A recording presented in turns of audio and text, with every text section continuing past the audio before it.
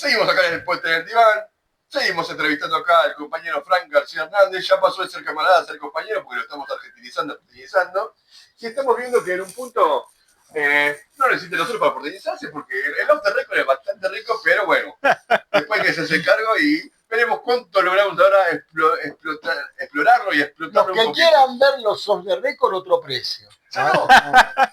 Cuando hagamos una gira por los barrios. Suscribirse, ahí pagarlo. Aportar, muy bien, querido. Y el off the record hay que pagarlo. Claro. Y tenemos un regalo, Bubo Studio está crecido junto a Duncan Records, nos han regalado micrófonos que estamos estrenando por bateros, para el placer de nuestro querido Dionisio Denis. Acuérdate, canal.ptv si quieres aportarnos y haremos nuestra gira por los barrios para ampliar el público de esta entrevista. Señor Fernando. Bueno, Frank, gobierna en Cuba hoy un señor que, si uno lee un poco tu libro, ¿no? Un personaje gris, oscuro, insulso, ¿no? Uno diría alguien que está ahí porque se cayó del bolsillo de Raúl Castro. Exactamente, es lo que vos caracterizás de este señor Díaz-Canel. Y bien planteás lo que está sucediendo en Cuba hoy, ¿no? Los problemas, la tremenda crisis económica, ¿no? El desabastecimiento o la inflación, ¿no? Bueno, los cortes de luz, los problemas con la electricidad, en fin, todo lo que se puede leer a través de tu libro. Y yo te quería preguntar por esos grandes hitos que vos marcás, ¿no? en tu libro, que fueron y todavía políticamente significaron importantes luchas que se han dado en Cuba precisamente contra las políticas que lleva adelante el gobierno, que por ejemplo, como vos bien decís, desfinancia la agricultura, pero financia, ¿no? Actividades hoteleras, turísticas que no redundan, ¿no? En lo que hoy por hoy el país necesita. Bueno, y ahora había muchas protestas, entre ellas vos mencionás 11 de julio de 2021. Es el parteaguas. Contanos un poquito, contale al público qué es lo que pasó ese día en Cuba. El 11 de julio de 2021 fue la primera, digamos, casi sublevación nacional popular espontánea. Cuando digo nacional y popular no estoy hablando del campo NACPOP. Digo a nivel nacional, una sublevación popular a nivel nacional, que no había tenido lugar antes para nada, porque la protesta del 5 de agosto del 94 que hubo, la llamada Maleconazo, la sofoca Fidel con su sola presencia.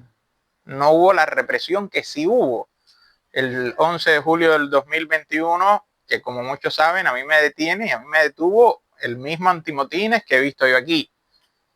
De casco, con cara tapada, armado como un Robocop, tiros al aire, nos llevaron arrastrándonos y eso generó un shock muy grande, porque todos los que salimos, o la gran mayoría de los que salimos, y todos digo con los que he hablado, no esperábamos esa represión.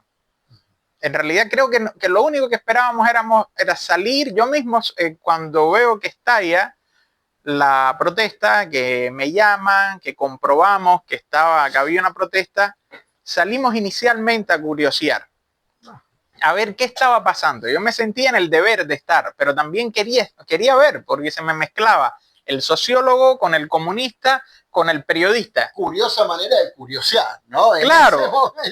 Claro, pero había muchos curiosos. Había uno, por ejemplo, en mi celda, que era un muchacho que lo único que reclamaba a la policía era que le devolviera la bicicleta, porque venía de la casa de la novia en bicicleta y ve pasar la marcha y él se queda ahí mirando aquello y ¿esto qué cosa es? Y la actitud que tuvo la policía era detener a los que se quedaban rezagados. Y como él no estaba en la marcha, pasa la marcha y él sigue con su bicicleta y viene la policía, asume, tú eres un manifestante, chau, te vas. El pobre hombre no tenía nada que ver. Básicamente ese estallido, ¿cómo se llega ahí? Que es lo que hay que pensar, ¿no? Porque además hay una organización que ha degenerado muchísimo, que fue la corriente marxista internacionalista, hoy Internacional Comunista Revolucionaria, que tiene una minúscula fracción aquí. Su principal dirigente, Jorge Martín, que en teoría es Alan Woods, pero Alan Woods está ya... Es militante. Sí, pero no, ellos no son ya el de Militant. No, hubo una decisión, exacto. El viejo de Militant. Ellos los expulsaron, claro, y quedó entonces lo que se llamaba CMI, Corriente Militante Internacional, IMT, y después se hacen llamar estruendosamente Internacional Comunista Revolucionaria, con un panfleto casi que evangelista. Llegó la hora del renacimiento, y enajenados un poco. Siempre se hace en Estados Unidos. Sí, sí. Ellos no, yo creo que hay como un desfase ahí. Jorge Martin empieza el artículo sobre el 11 de julio diciendo: solo unos pocos miles de cubanos se manifestaron el 11 de julio. Macho, primero, solo unos pocos miles es un oxímoron mal redactado. Ya empecemos por ahí. Pero en Cuba, aunque hubiesen sido 1000 personas nada más, eso es imposible de pensar hasta el 11 de julio. Y esos miles ponen las principales ciudades del país a nivel nacional. El problema es que había un gran deterioro, estamos en pleno coronavirus, y hay un gran deterioro tanto económico, porque entonces el gobierno cubano se había anclado completamente desde la época Obama al turismo, desfinanciando agricultura, metiendo todo el dinero, endeudándose con el Club de París. Se desploma el COVID, se desploma el turismo con el COVID y te entra en crisis. Y al desfinanciar la agricultura tiene que comprar alimentos constantemente afuera. No me entra alimentos, no tengo turistas, estoy en un círculo vicioso. Aprieto la represión, más a eso sumarle, por tanto, los apagones, más entró el tema de que flexibilizan las medidas del coronavirus. Yo decía en la presentación del libro que tú estuviste que nosotros en el 2020 llegamos a tener 0 casos. Sí.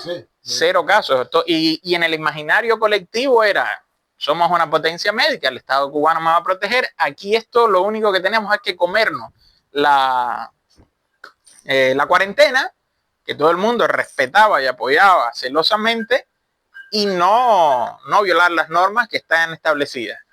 Y abren, pero básicamente en cosas que tú te dabas cuenta que ahí estaban los intereses de la burguesía, de la burocracia. ¿Por qué te abren los negocios de la gastronomía privada? Y tú dices, ¿y por qué lo abrían?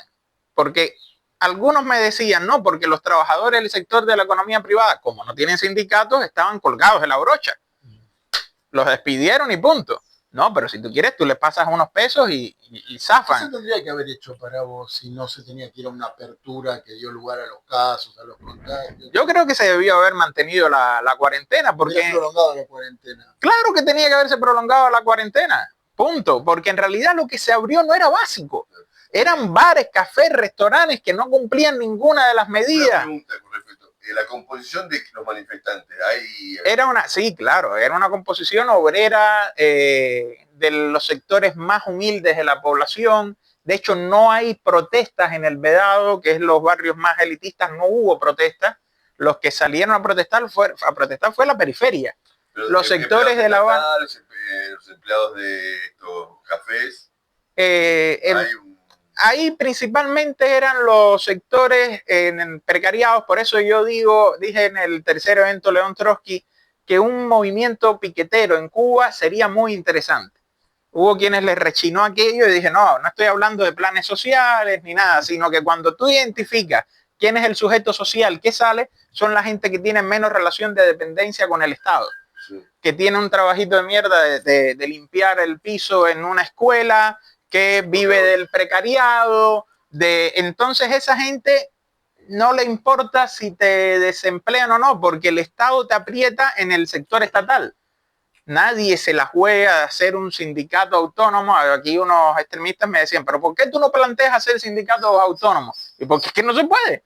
Tú intentas hacer eso. Legalizado. Está legalizado y nadie se la juega, porque yo voy a perder el empleo mío. Cuando entonces este sector que salió a protestar, básicamente tú los veías estudiante universitario. Pero pasa que el estudiante universitario que se ha radicalizado aún más, aunque sí la universidad es estatal, pesa sobre él un factor muy importante, que es el colapso de la legitimidad política que tiene el gobierno cubano. Antes quiero llegar al tema de la apertura, generó una crisis en el imaginario colectivo de que el Estado me va a proteger. Hubo casos de gente que se murió en la casa, ya el Estado no estaba ingresando a todo el mundo en el hospital, no hay medicamentos y la consigna que se escuchaba era queremos alimentos y medicamentos. Y entonces fíjate que se estaba pidiendo algo muy, muy básico. Queremos alimentos y medicamentos, vida. Yo quiero vivir, es lo que me pasa a mí. Yo no quiero que se caiga el gobierno. De hecho, cuando siempre cuento una anécdota, que es que nos trasladaron de la estación, lo que sería la comisaría, a un centro de detención provisional, que le dicen el BIVAC, y cuando nos están tomando el acta, me pregunta el policía, ¿opositor? Yo le digo, no soy opositor. Dice, ahora nadie es opositor.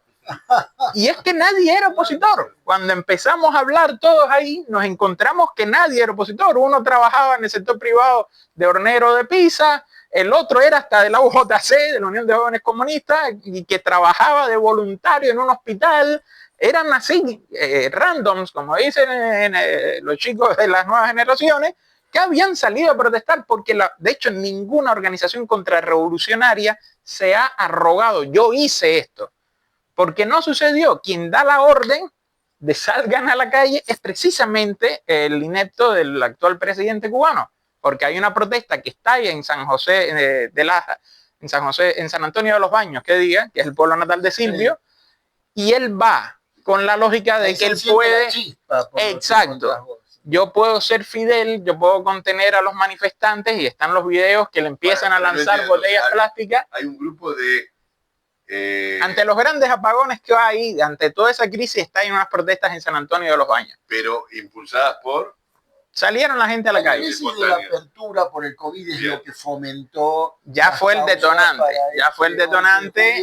¿Qué dirías que dejó ese 11 de julio hoy? No, eso lo que generó fue... Me acuerdo que días después me llama Berkovich, me hace una entrevista para Radio con Voz, Pasaron Cosas, que fue larga. No, me di cuenta que después, que cuando yo he escuchado Pasaron Cosas, que no era el tiempo. No somos Berkovich, llegamos después. Te queremos, Berko, te queremos. Hacemos lo que podemos. El caso es que le dije a Berkovich, era agosto, le digo, a más tardar para enero vienen otras protestas. Me equivoqué por 6 meses. En julio del 2022 estallaron. Y ese 2022 fue peligrosísimo porque después a finales de septiembre vino un ciclo de protestas tan grande del 2022 que paralizaron a La Habana. Eran protestas múltiples que era corte de ruta, evitaron hasta la entrada de un tren. Parecía que aquello colapsaba porque no podían, cerraban una aquí, aparecía otra allá, era ya como la crisis de poder lo que estaba cayéndose. Y ese 11 de julio lo que abrió fue, yo puedo tener el espacio público para protestar, que eso nunca había sucedido. Ya yo puedo protestar, ya me van a reprimir, pero ya yo puedo salir. Hay una conquista simbólica. El Estado no te ha hecho ninguna... Sí, digo porque no hay nada, exacto, pero no hay nada legal que diga, bueno, ya ustedes pueden salir. No, la gente sale. Vos mencionaste la palabra corte de ruta, que para nosotros va ligado a un canto popular que es corte de ruta y asamblea popular. La idea de asamblea. Esa es la parte que me duele, que no se llega a concretar nada. Porque está primero el temor de autoorganizarse. Saben que ahí ya sí puede caer una represión de muchos años de prisión. Claro. Y se desmovilizó también la clase trabajadora cubana. Es capaz de salir a protestar, pero no de autoorganizarse. Y es lo que decía yo, las mayorías forcluyeron la idea que ante la crisis del sistema estatista burocratizado puede salir, bueno, la alternativa que nos va a convenir a nosotros, la clase trabajadora, es la clase trabajadora tomando el poder de verdad. Bueno, y lo que cae es la idea del sector privado, lo cual es un riesgo muy grande, porque entonces están aplaudiendo la expansión del sector privado y te encuentras, por ejemplo, que en amplios sectores de la intelectualidad cubana, tú entras a las páginas OnCuba, que es como aquí todo el mundo puede hablar, te empiezan a decir, no, pero hace falta un cambio de mentalidad, eso es hace falta un cambio, eso es apuntando a la apertura del sector privado. Y ahí yo lo digo, cuando tú ves el caso de China, en el caso de China era la misma historia, muchos intelectuales pensando, si se aumenta en la economía privada, se debilita el Estado burocrático y nosotros tenemos mayores libertades. Que de cierta forma pasa, pero no. porque el Estado chino, por ejemplo, ha logrado, incluso privatizó, eso es algo que no se sabe casi nunca, privatizó la televisión. La televisión es privada en China, pero tiene que cumplir a rajatabla lo que dice el PC. O te lo cierran en el canal. Mencionas la idea de alternativa,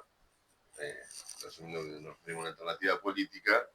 ¿Cómo consideras que se debe estructurar esa alternativa teniendo en cuenta el concepto leninista de partido? Partido sí, partido no, ¿cómo, si hay que hacerlo o no? ¿Cuál no, lo ideal fuera un partido, macho. Lo ideal fuera un partido.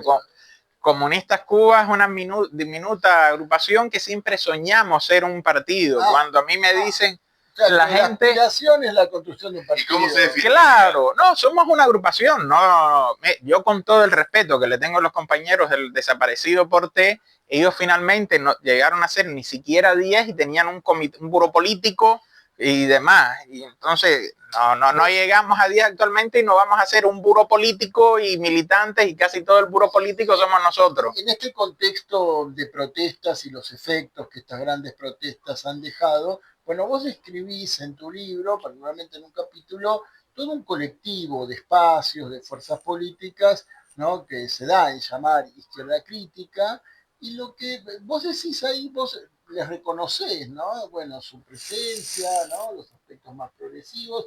Lean el libro si quieren interiorizarse con más detalles de los pasajes, volvemos a pasar el chivo, pero les haces una crítica, decís, bueno, pero no salen o no terminan de salir de los ámbitos intelectuales, artísticos, universitarios, y lo que vos planteás ahí es que faltaría una mayor inserción con los trabajadores precarizados. Claro, esa es una autocrítica también, que no sabemos ir más allá. Nosotros hemos logrado vislumbrar esto. Por ejemplo, mira, después de las protestas del 11 de julio, yo primero identifiqué, dije, el sector de la economía privada, esos trabajadores hoy son, que ahí viene la cuestión, ¿quién puede generar más cambio hoy en Cuba? ¿El obrero fabril que no se puede sindicalizar, que está apretado, o los que trabajan en el sector de la economía privada que están explotados completamente, que no cobran un salario fijo y que no tienen sindicato? Yo dije, bueno, voy a ver esta gente de aquí. Pero que son proletarios, porque vos invocaste la figura del precariado, que es la que Luc Bacán toma para, ¿no?, sintetizar este proletariado extremadamente precarizado. Completamente. ¿Verdad? Trabajadores del sector de la economía privada, a mí me quedaban unos mangos, como dicen ustedes, unos pesos, cuando a mí me despiden de Telesur y se cobraba un buen salario en Telesur, cosa excepcional. Ajá. Nos enteramos otro aspecto más de tu biografía. Esta sería la autorizada. Esta sería la autorizada. Y entonces me digo, bueno, voy a empezar a asistir a determinado restaurante que lo conocía, a ver si empiezo a concientizar a los trabajadores. Era un restaurante privado muy, muy reconocido y que sabía que había cierta inquietud en los trabajadores. Había tenido conocimiento de eso. Gastronómicos. Exacto, de un restaurante privado, no voy a decir el nombre, que ya yo sabía que había cierta inconformidad. Pero está bien lo que decís, Frank, porque he escuchado decir gente que no, la gente decir que no existe más la clase obrera. No, pero eso es un desastre. Eso fue alguien que yo siempre dije ahí, es el mejor representante de la amplia intelectualidad cubana, porque te habla que hay una desconexión con el marxismo. Exacto. Bueno, ahí pero el tema es la desmovilización que genera un Estado obrero burocratizado, estalinoide, como tú quieras, porque entonces es la negación total de la lucha de clases, del marxismo. Intelectual, sea funcional. Te lo encuentra. Creo que hay una gran virtud de ustedes entonces. Voy a elogiarte antes de pegarte. Una gran virtud de ustedes en cuanto a haber identificado la necesidad de organizar a los trabajadores. Claro, pero lo que no hemos podido lograr. No, y ha hecho con la aspiración a un partido. Claro, más allá de las dificultades concretas, que estas experiencias no se saltan, más en las situaciones particulares de la realidad cubana hoy, una gran necesidad que ustedes identifican y que ustedes, no sé si lo han hecho o lo harán o lo tienen en carpeta, de ver qué táctica, qué estrategia se dan en función de eso. Te termino la anécdota del restaurante. Empecé a ir todas las semanas, me hice amigo de los trabajadores, no sé qué, y logré de vez en cuando hablar con ellos, hacerles ver que el malo de la película era el burgués que les obligaba a tener que darles el dinero, que él se estaba quedando con la plusvalía, que ese tipo no hacía falta. Y digo, bueno, pero ¿por qué no se autoorganizan ustedes que no tienen un sindicato? Me decían, profesor. Y cuando digo aquello, no se me va a olvidar la cara de aquellos compañeros, me dicen, no, profesor, usted tiene razón, pero el sindicato es reuniones, burocracia, gastadera de dinero. No, le digo, pero si van a ser ustedes los que se van a organizar,